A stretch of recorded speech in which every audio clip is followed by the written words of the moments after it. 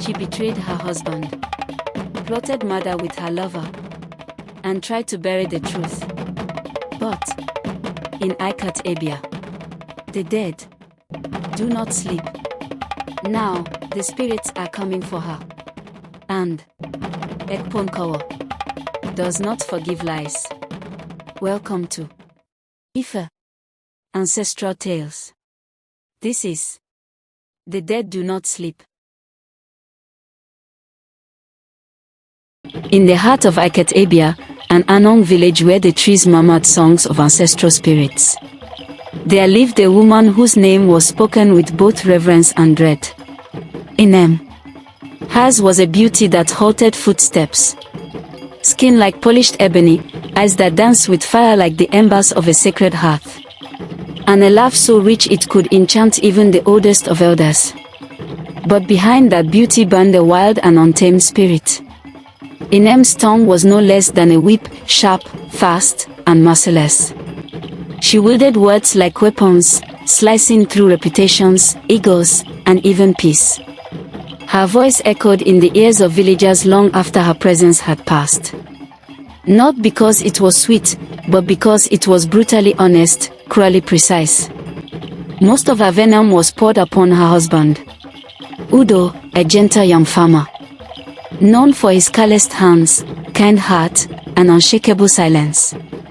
While others respected him for his humility and patience, Inem saw only weakness.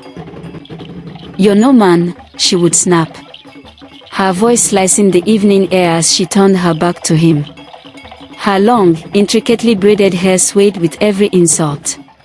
Like a banner of disdain, she mocked his devotion to the old ways, laughed at his silent worship beneath the sacred fig tree, and scoffed at the joy he found in tending yam mounds under the sun. Udo bore it all, silently, with eyes that once brimmed with love but now stared into the distance, perhaps searching for the woman Inem once was. But the face Inem showed the village was not the only one she wore. Beneath the cover of darkness, away from the humming fires and sleepy eyes of Ikot Abia, she became someone else. In the neighboring village of Udo, she had woven herself into the life of a man named Nkanta, a palm wine tapper with a serpent's charm and laughter like dripping honey. Where Udo was patient, Nkanta was daring. Where Udo listened, Nkanta whispered dangerous promises. Their secret meetings were carved into moonlit hours by the riverside, where shadows danced on water and whispers melted into the rustling of leaves. It was there that desire kindled into conspiracy. Inem spoke of freedom, not just from marriage, but from the weight of her husband's presence. And Nkanta, with eyes full of fire and ambition, offered her a path as smooth as it was wicked. "Poison." Swift and silent, he murmured, fingers trailing patterns on her arm. "No screams, no stains. Udo will slip away like smoke in the wind." But Ikot Abia was not sleeping. The village may have seemed still, its people lulled by the rhythm of harvest and festivals, but something ancient was always watching. Ekpo Nkawo, the feared and revered masked spirit of the Annang, moved through the unseen realms, cloaked in mystery and bound to the truth. His form, clad in raffia, smeared with ashes and charcoal, and crowned with snarling beast masks, was said to see beyond flesh and bone, into the heart's deeper secrets. As the Ekpo festival approached, the village began to change. Children stopped playing under the moon. Birds flew in frantic patterns at dusk. An owl hooted at midday, a bad omen. Palm wine soured too quickly, and the elderly women who sat under the sacred ebon tree murmured among themselves. Something was stirring. Something old. Something restless. The night of the festival arrived. The entire village gathered in the square, wrapped in the glow of torchlight and the pulsing rhythm of ancient drums. Masquerades danced, their masked faces a blur of fury, wisdom, and ritual. Spirits were called, songs were sung, and libations poured onto the earth in hopes that the ancestors would bless the living. Inem stood at the edge of the crowd, her back straight, her expression proud, defiant, and unconcerned. She wore a crimson wrapper that shimmered with each step, and her neck bore beads the color of blood. Though the night was filled with music and reverence, her presence was like an untamed flame, daring the gods to reach out and touch her. And then, as if the air itself held its breath, Ekpo Nkawo emerged. Drums fell silent. The children clutched their mothers. Even the wind seemed to pause. Taller than any man, Ekpo Nkawo's mask was carved with hollow eyes that seemed to devour light. It moved like smoke, graceful yet terrifying. Every step felt like thunder muffled by centuries of silence. The crowd parted like water as the spirit stopped directly before Inem. A deep voice rumbled from within the mask, shaking the very marrow of those who heard it. Inem, daughter of Ikot Abia, your lips drip with lies, and your heart plots death. Confess your sin, or the spirits will judge you. A staff, carved with runes and symbols forgotten by modern mouths, was raised, pointed directly at her. Gasps rippled through the square. Mothers covered their children's eyes. Elders whispered prayers. Udo stood nearby, his eyes hollow, his heart caught between belief and betrayal. But Inem did not tremble. Not even a little. Her pride was a fortress. Her voice rang out, mocking and sharp. I have no sin. You're just a man in a mask, frightening children with ghost stories. The crowd recoiled. The insult had been spoken. To challenge Ekpo Nkawo was to spit in the face of the ancestors. The masked spirit took one step forward, and this time, its voice was low and cold, a whisper threaded with ancient wrath. Deny me, and the shadows will claim you. You have 7 days. Confess, or perish. Then the spirit turned, and the drums resumed. But no one danced. That night, silence followed Inem home like a spirit of its own. The village buzzed with whispers. Even the wind seemed afraid to blow through her compound. Udo slept alone in the yam barn, his heart drowning in shame, confusion, and sorrow. Later that evening, Etok, the village priest, arrived at their compound with his staff, adorned in cowries and feathers. His face was dark with worry, his footsteps heavy with foreboding. Udo, he said, the masquerade has spoken. The spirit does not lie. Do not share Inem's bed. Do not eat from her hand. Let the truth rise, or the spirits will take what is owed. Udo, silent and broken, only nodded. He said nothing. But the line had been drawn. Spirit had confronted flesh. By dawn, Inem awoke drenched in sweat, a fire deep in her bones. Her limbs were stiff. Her breath came in gasps. When she looked into the mirror, her reflection stared back with eyes darker than night, and a shadow flickered behind her, vanishing before her scream could escape her lips. Fear bloomed like poison ivy. She returned to their secret meeting place, her steps uncertain. She found Nkanta by the riverside, gathering wine gods. Her voice was a hiss of urgency, panic barely veiled. We must act now, she said. The masquerade, it knows. But Nkanta, ever cold, ever clever, only smiled. Then we hastened the plan. Udo dies tomorrow. As Inem turned to go, a sharp pain struck her chest like a knife made of fire. She gasped, stumbled, and gripped a tree for support. The wind howled, but it was not the wind's voice she heard.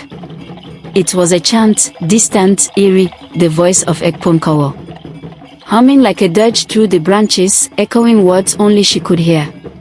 Truth is a blade, and it is at your throat.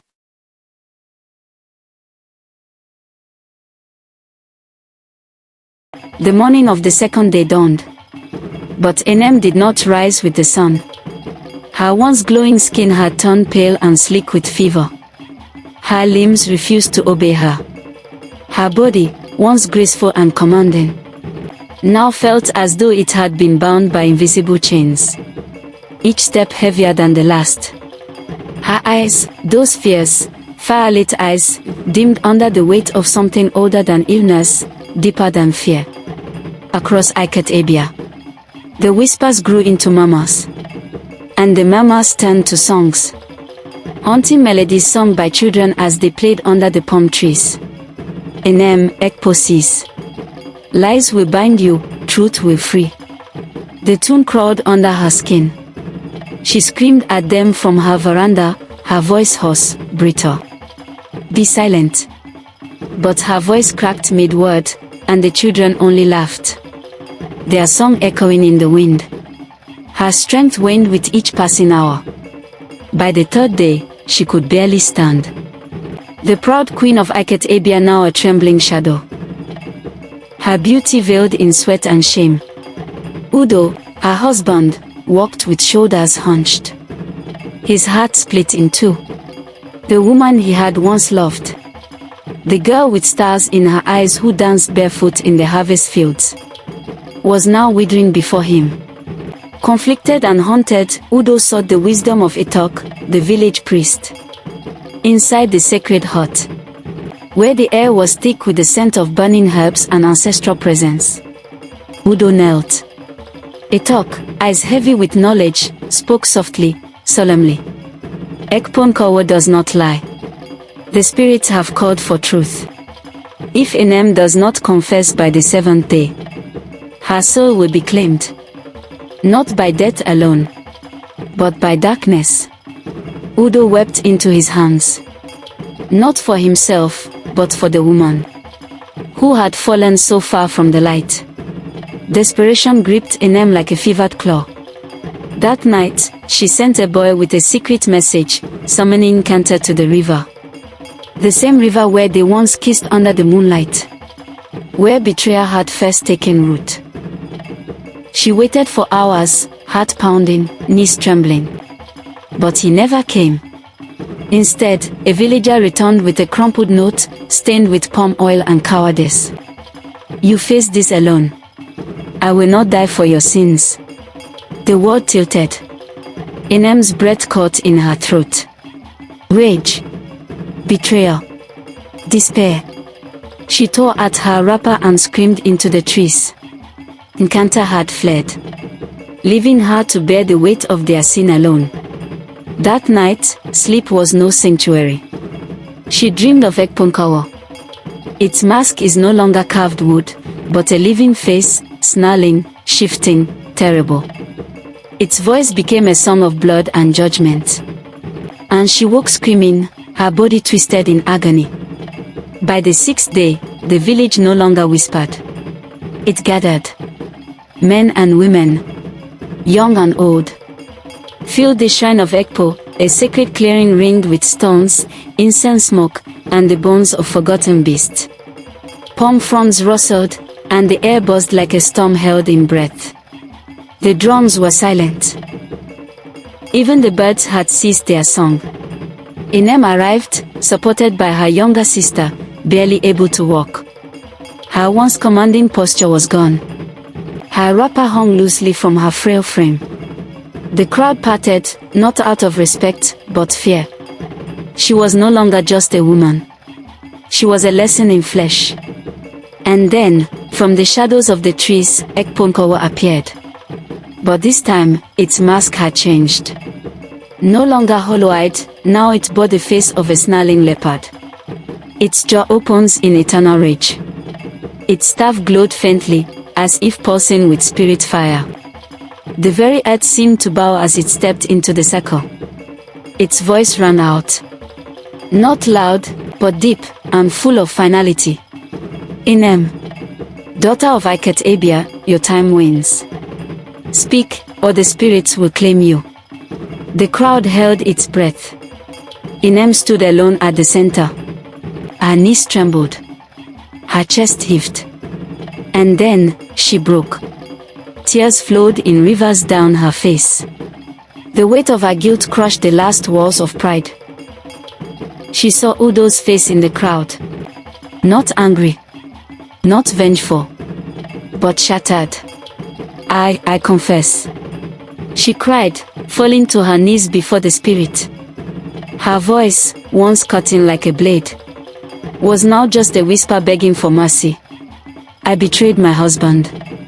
I mocked his love. I planned, with Nkanta, to take his life. I wanted freedom.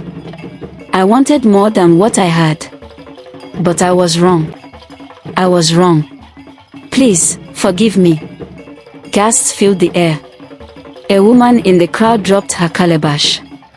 Udo closed his eyes, the ache in his heart now mixed with a pain that had no name. And yet, as Inem sobbed in the dirt, he stepped forward. Slowly, quietly, he reached out his hand. A hand calloused from years of toil, but still gentle. And she took it. Then, the wind rose. A storm of unseen wings whooshed through the clearing, sending dust and leaves spiraling. Ekpo Nkawo raised its staff, and a strange, soft light poured from its tip, wrapping around Inem like a shawl made of dawn. The fever melted. The pain eased. She gasped and coughed, but this time, the breath that filled her lungs was light and whole. Truth frees the soul, the spirit intoned. But the shadows are not finished. It turned to the east, its mask glowing. Nkanta of Udo, it thundered.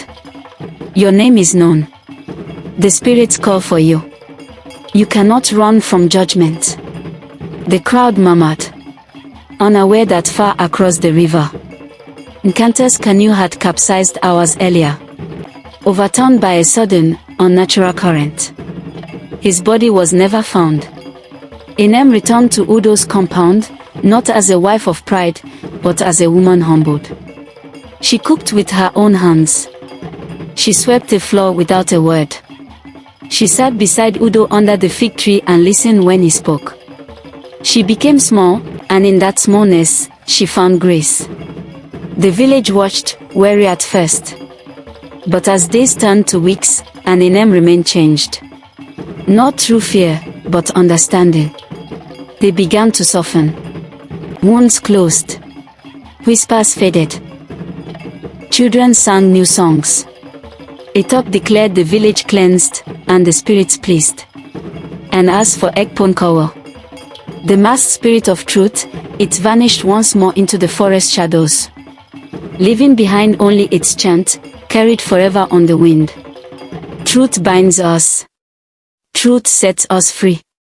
From pride, from pain, from death's decree. Ikot Abia would never forget. They would not forget the woman who defied the spirits, nor the mercy that saved her. Not from punishment, but from herself. In the heart of Annang and Ibibio traditions, there exists a spirit feared and revered. Ekpo Nkawo. Not merely a masquerade. Ekpo Nkawo is a guardian of truth. An ancestral force that walks between the living and the dead. It does not speak to please. It speaks to reveal.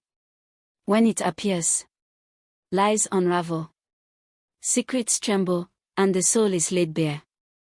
Its mask, fierce, adorned with leopard marks or ghostly carvings, is not meant to frighten, but to awaken. To see Ekpo Nkawo is to confront what hides in the shadows of the heart. To face what no one dares to admit.